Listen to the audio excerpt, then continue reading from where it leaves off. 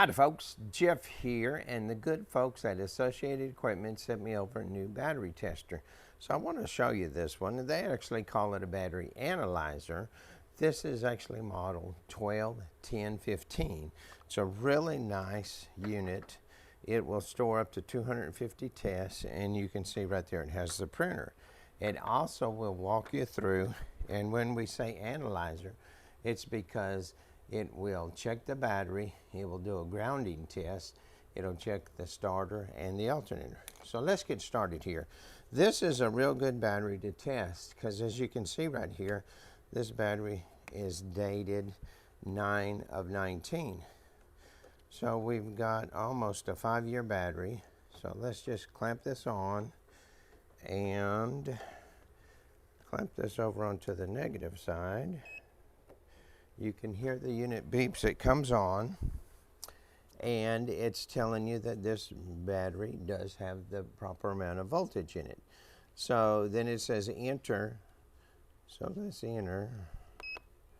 And right here we can do a new test. We continue a test from a previous vehicle, or we can look at a previous vehicle that was stored in here.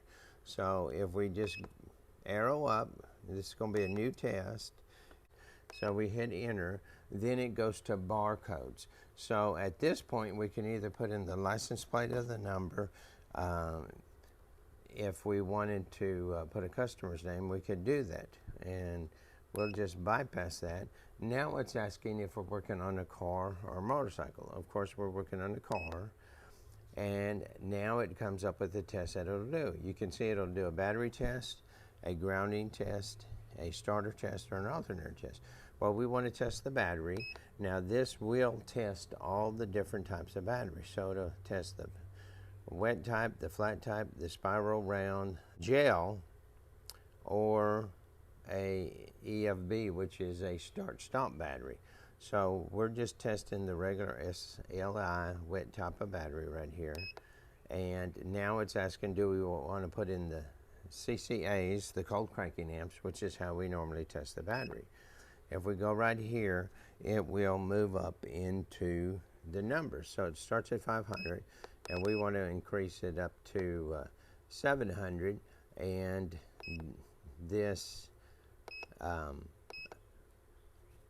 cross buttons right here will actually go by the hundreds.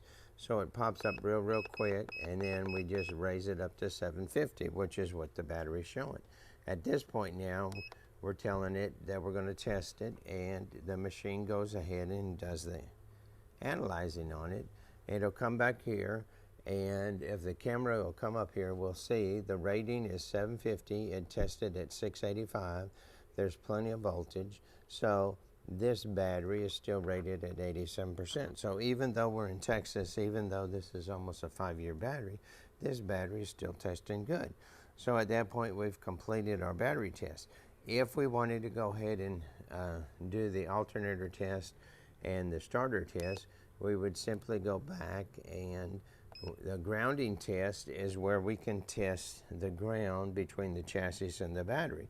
And so what we would do there is we would put this on a ground and hit test, and once it starts testing, then we'll move it up here, and it will test the resistance between the ground and the chassis. And sometimes you might have a grounding problem. Then we could go ahead and test the starter, and you know that works by cranking the vehicle. And then we could work and test the alternator, which is no load, run it, and then click the loads on and run it, and then it'll test and make sure that the alternator and the rectifier is working. That's what I wanted to show you today. We appreciate the folks at Associated Equipment for sending this over and letting us check it out. As always, thanks for watching.